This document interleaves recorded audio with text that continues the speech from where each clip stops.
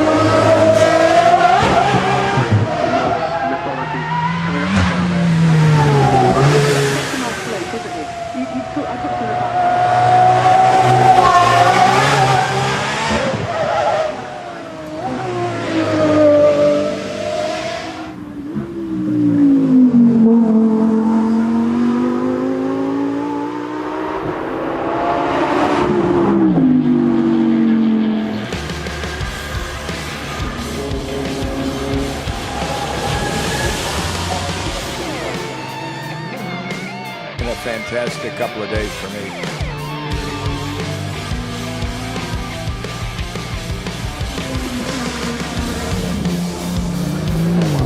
Really fast in the Ford Focus.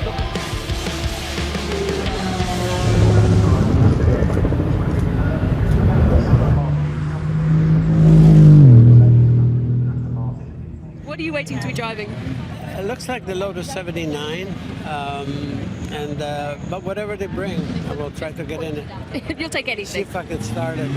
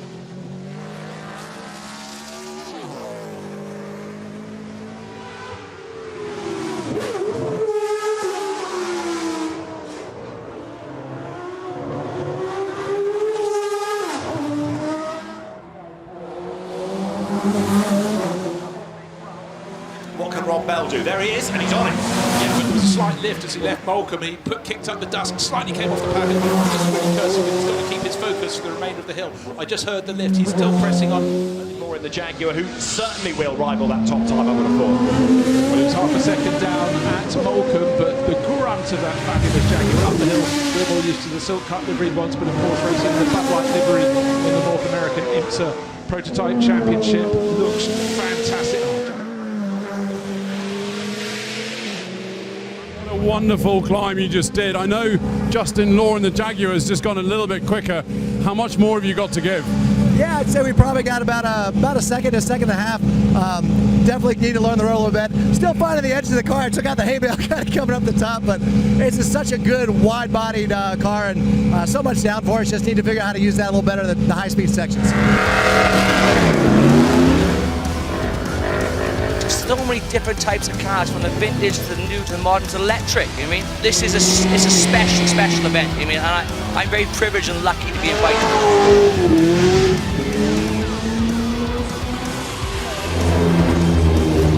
Always a fantastic weekend here. Good.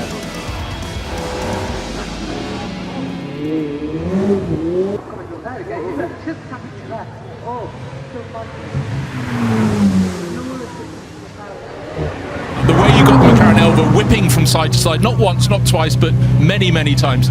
You're wide awake now, aren't you? It's like, you know, in Sweden we have snow and ice, and in England we have rain. Same thing, low grip.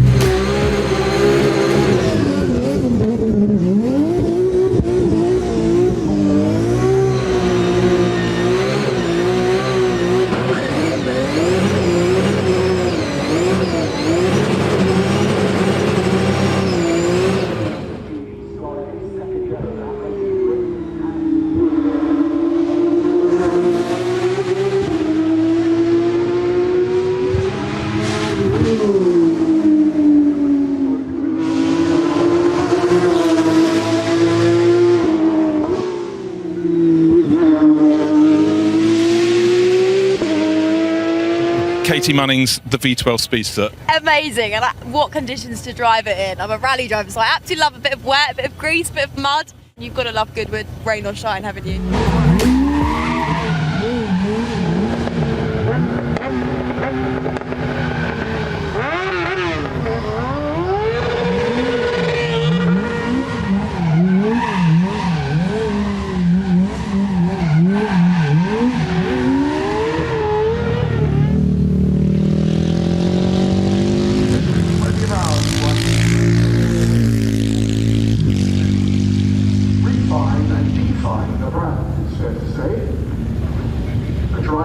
Courtesy of all cars and drivers.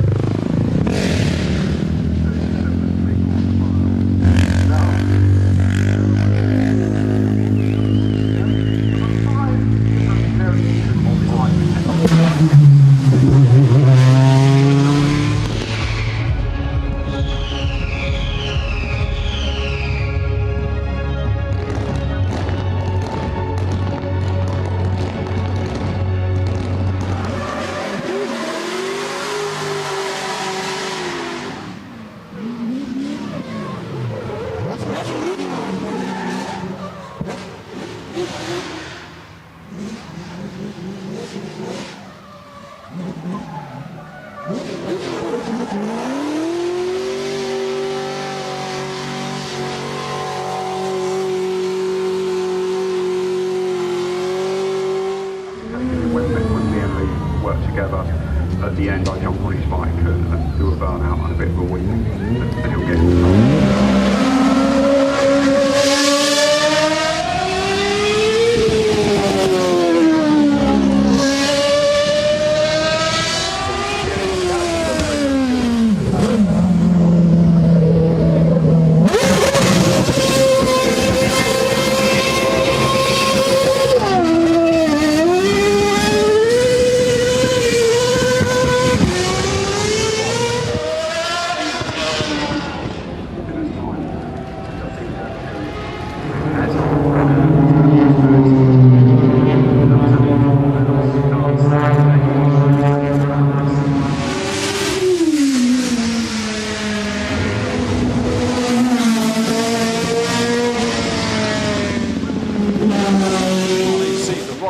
on the brakes. You can see the nose dip, hits the apex, just misses the straw bales on the inside, sticks to the dry line. He's only got one more corner to navigate. He's safely through that. What are we looking at? Time.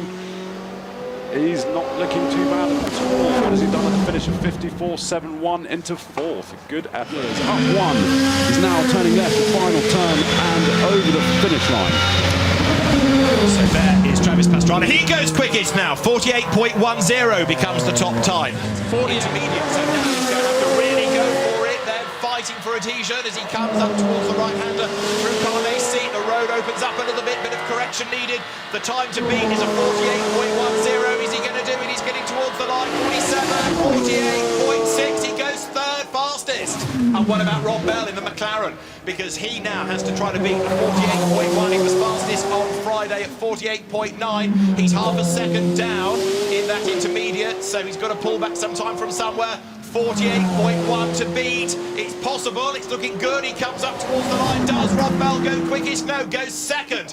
That means that Travis Pastrana is the fastest on a 48.10. Rob Bell ends up second. Justin Law behind him. What a run.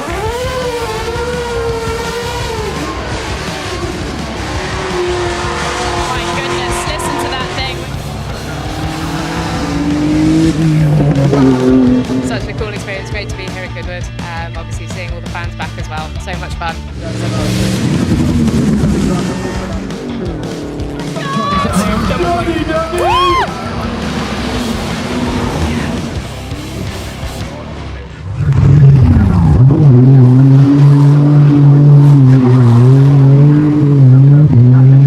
Spinning it around.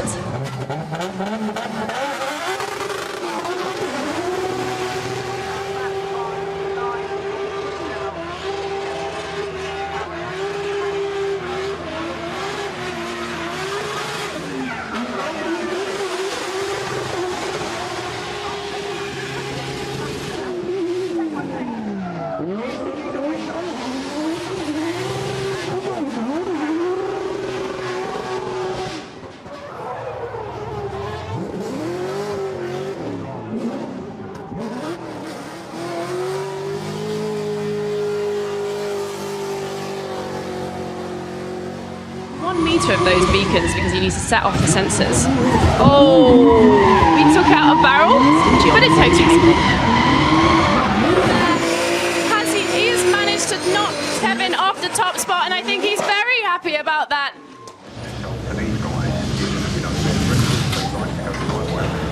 Which is great. They can do it in some areas. There's other areas where they can't. Oh, okay. Oh, unfortunately, we have a bit of a fire here. Ah, look at that. Brilliant shot. Lando Norris, you're having a fantastic season in Grand Prix racing at the moment, but a magical step back in time. You can probably see a bit more out of this one. It feels completely different, you know, no halo, old school, and it feels and sounds incredible. So I would love to take this on a racetrack one day, if Zach lets me, that's the aim. But now it's cool to be back, see all the fans again, and be back in GoodWood. So. Put it on the grass in front of the house. Another great stuff.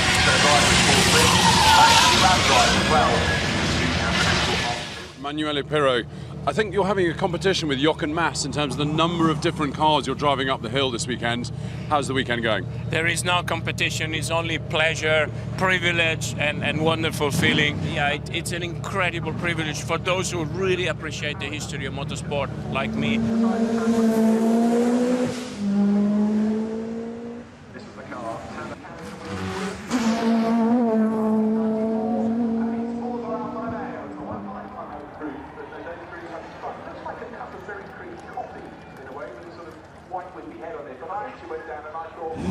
It's always unusual at GoodWood. You get the opportunity to drive fantastic cars with obviously history, heritage, and now I didn't speak with Damon about it yesterday because I was not confirmed yesterday to drive his very first Formula One car.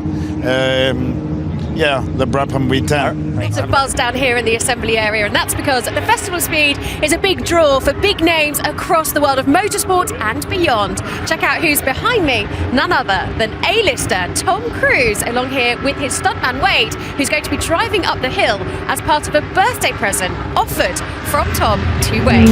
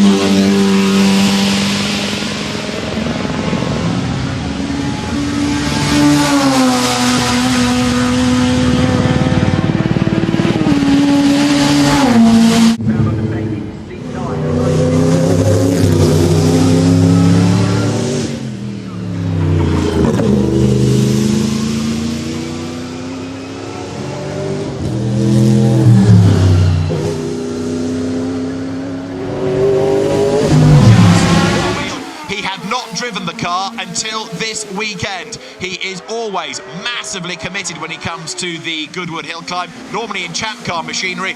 Just watch this. He always attacks. He's almost always in the top handful of the drivers here. Doesn't always have the ultimate machinery. This one even had a gearbox failure. He had to go up to Birmingham, get a new gearbox, come back down on Friday night, fitted it yesterday, been fast ever since. Fantastic through Moulcombe. What a line.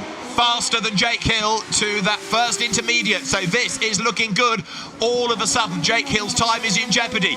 48.96 to beat. He's a second quicker at the first intermediate point there as he heads now towards the finish. Absolute commitment into this car. 48.9 to beat. 45, 46, 47.1. Jeremy Smith goes quickest. Well, fair dues, says Jake Hill at the top, but that took a drive of supreme focus, and his line through the flint wall, I think you might be looking at the timing screen, David, it was exquisite. Right, new target time. Who's the man who's going for it? It's Harry King, the young superstar in the Porsche. 20-year-old Harry King, the reigning Carrera Cup Great Britain champion. You're riding with him in the 992 iteration of the 911 GT3 Cup Porsche. Harry King is one of the most exciting young British drivers in a GT car. And just look at this! That was to the edge and almost beyond in front of GoodWood House. Only two drivers to go after Harry King. The target time, we've just seen it being set by Jeremy Smith, 47.16 seconds. He's got more power, Jeremy Smith, than Harry King, but Harry King just 0.15 of a second down just before he flashed into Moulcombe. He goes past the flint wall. He was a little bit close to the grass as he headed up towards Moulcombe. He's 4/10 down. It's going to be hard to pull that back, but Harry King fighting the car up towards the line. He's giving it everything. His foot pressed through the bulkhead then to try and get every last thousandth out of it. He goes across the line, goes second. 47.65 in the shootout here at the GoodWood Festival of Speed. It's go! Travis Pastrana blast away from the line in the Subaru WRX STI. Total commitment, total concentration through the first 100 metres. He's faster than anybody. Nearly a second to the good before he even turned into the first corner. The acceleration of that Subaru, absolutely mighty. Even a thumbs up, that was to you, David. Look at this. Heads up the hill. Moulcombe corner beckons. He brakes, the nose dips. Charges through the corner, flat out now, back up through the gears. Another gear grab. He's heading towards Flint Wall. The time to beat, remember, is now 45.01 seconds. The back of the car is as loose as it can be. He's lost half a second. He's going to have to work hard to pull this back. He's concentrating like crazy. He's talking to himself almost, trying to find that last fraction of time as he heads towards the line. He goes across the line and he goes second. He misses. This is the McLaren 720S GT3X. Rob Bell at the wheel. This is a GT3 Plus car in a sense, and he's got to try to beat a 47.16. The penultimate car to go. Rob Bell said he was a novice here. He'd been here long ago, but this is his first time to attack, and what a car to do it in. It's not a GT3 car, it's GT3 plus, but precision is required to align that with power. He's faster by a full second before Moulcombe, so is it going to come down to a straight shootout between him and Travis Pastrana? Has that flurry of rain gone on? Look at the next one. He should be fastest in that as well. 1.25 seconds to the good. This is going to put Rob Bell at the top of the times unless it all unravels in the last few 100 metres then. The time to beat is a 47.1 and he's blitzed it! 45.01, 2 seconds quicker, 135 miles an hour through the speed trap at the end.